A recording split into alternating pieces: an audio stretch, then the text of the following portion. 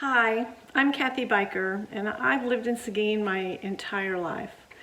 I was born in a middle-class family and I would say had a wonderful childhood and high school experiences, and I would say it was very typical.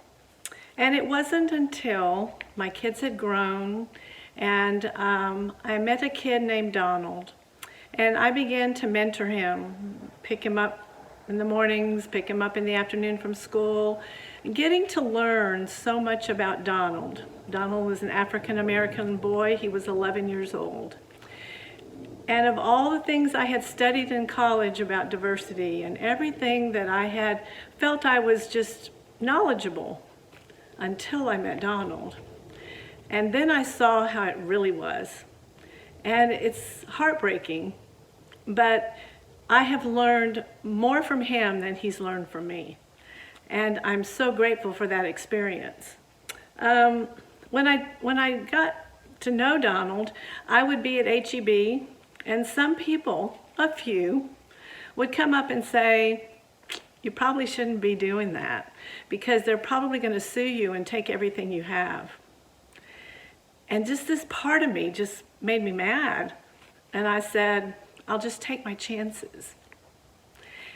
And of course, time went on, and it was the best thing I ever did. I first saw it with Donald when we would try to go to a store, and Donald would hang back and not want to go in the store. And he didn't really want to tell me, but after a while he did. And he'd say, "Cathy, we can't go in there because I'll be the only black person in there, and they're going to blame me if something's missing." I said, "No, they wouldn't." And he said, "Yeah, they would." I kind of ignored it. But I also noticed that when I went into other stores, if he went ahead of me, how they treated him. But when they saw me, they treated me just totally different. Yeah, I know he's a kid, but still, the lack of respect and attention he got compared to what I had received, those things began to be noticeable. So I mentored Donald all through high school, and I began to notice when he got stopped for speeding or not stopping at a stop sign, they would search his car. His bat bag was gone through way too many times. I drove the same vehicle, and when I got stopped, I never got searched. And that kind of clicked in my head. But one night, he was at a baseball game.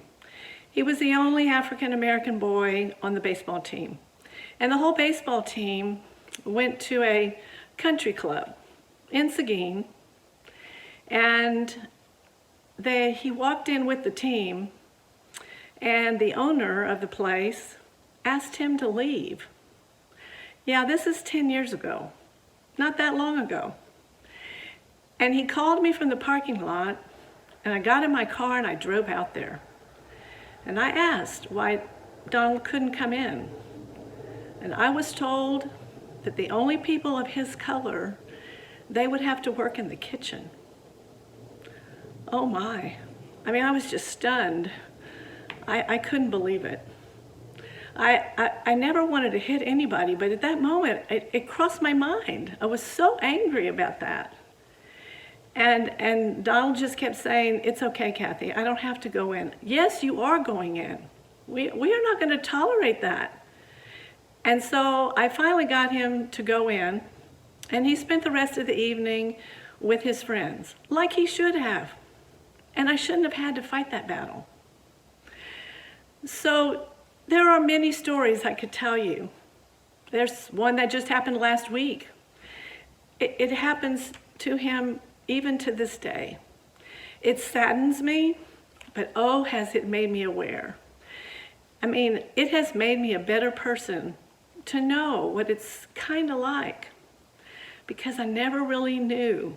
I had the knowledge, but I didn't have the experience, and I didn't have the heart to look out and see that the reality wasn't like I really thought it was growing up. So I have many stories to share, and I should have written a book of how much I have learned. And many of those experiences are in my head, and I love to share them just because I just think there's others like me who really don't realize what they don't know. Thank you for this opportunity to share what I have learned in my lifetime and how these experiences have really made me a better, more understanding person. Thank you.